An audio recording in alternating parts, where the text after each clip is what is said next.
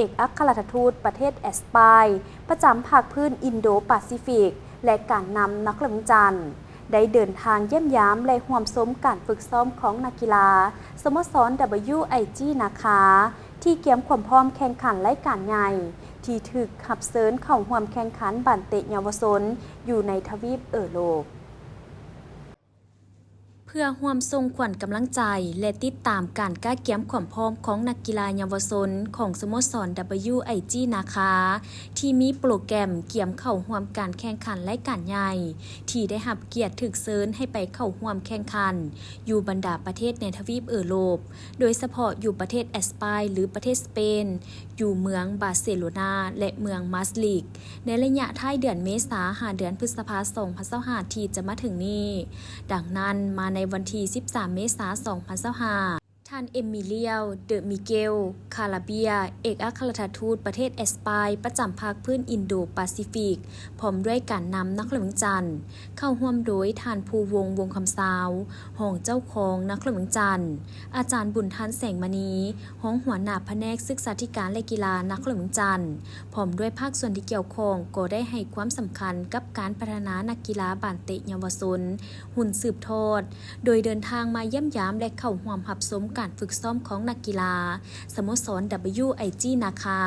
อยู่สนามกีฬาลานซางบ้านหนองไฮเมืองหาดไซฟงนครหลวงจันทร์โดยการต้อนรับของท่านเวียงไซวิไลกุลประธานสโมสร WIG นะคะ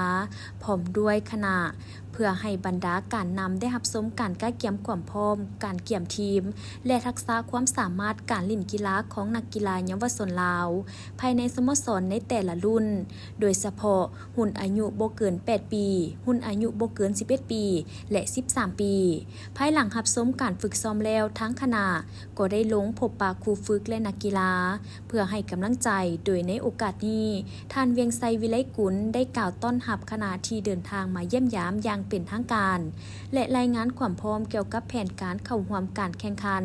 ของสโมสรที่มีโปรแกรมถูกรับเชิญเข้าร่วมการแข่งขันรายการใหญ่และท้าทายล้อถ่ายอยู่3รายการคือรายการที่1จะนำทีมหุ่นอายุบ่เกิน 11 ปีหรือ U11 เข้าร่วมรายการท้าซึ่งเป็นปีที่2ที่เมืองบาร์เซโลนาประเทศสเปนในระหว่างวันที่1-5 พฤษภาคมโดยรายการนี้สโมสร WIG นะคะ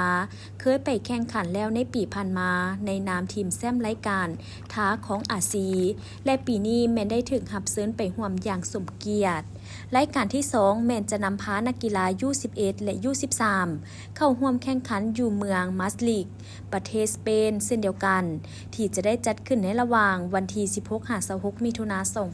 2025และรายการที่3แม่นได้รับเชิญเข้าร่วมรายการไอเบิร์กคัพที่ประเทศโปรตุเกสหรือประเทศโปรตุเกสในรุ่นอายุบ่เกิน 13 ปีที่จะมีการแข่งขันในระหว่างวันที่ 30-6 กรกฎาคม 2025ซึ่งมาฮอดปัจจุบันบรรดานักกีฬา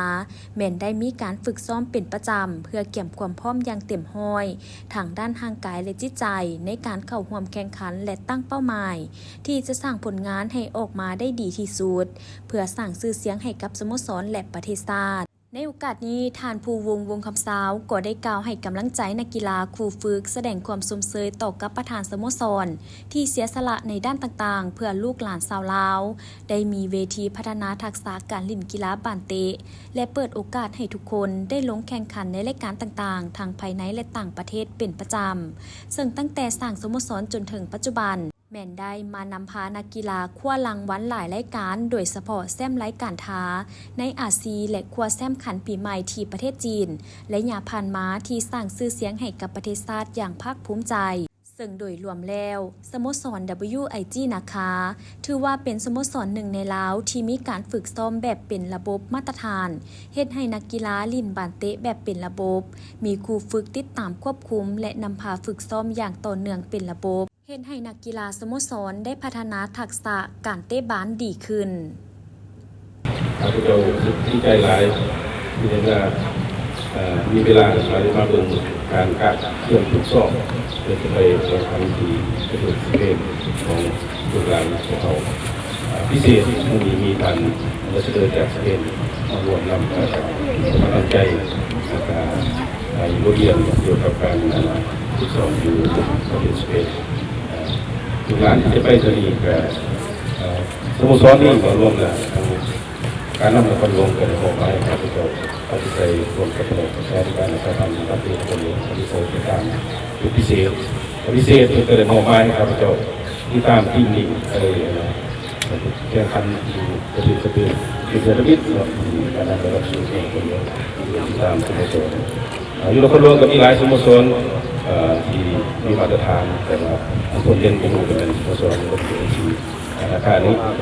คือแข่งอยู่ในประเทศเซียและประเทศเซียและก็แข่งอยู่ในหลายประเทศในเอเชียนี่ครับเป็นสมาชิกตัวที่เป็นประเทศในคำมาลาจากพวกก็คือจะเป็นอยู่ที่ข้าพเจ้าเกณฑ์นี้กับการทดสอบมือนี้กับที่กำลังใจที่กันหลายการในที่ตามตัวจุดเสียที่จริงว่าลูกหลานจะดินไปนี่ลูกหลานตั้งใจทุกส่วนเลยยังมีเวลาอีกทีไปหาวันที่3นอกมือแข่งขันของเดือนหาที่ประเทศสเปนและอากาศในโอกาสเดินทางมาติดตามและหับชมการฝึกซ้อมครั้งนี้ท่านเอมิเลียเดอมิเกลคาราเบียก็ได้แสดงความสมเสยและให้กำลังใจนักกีฬา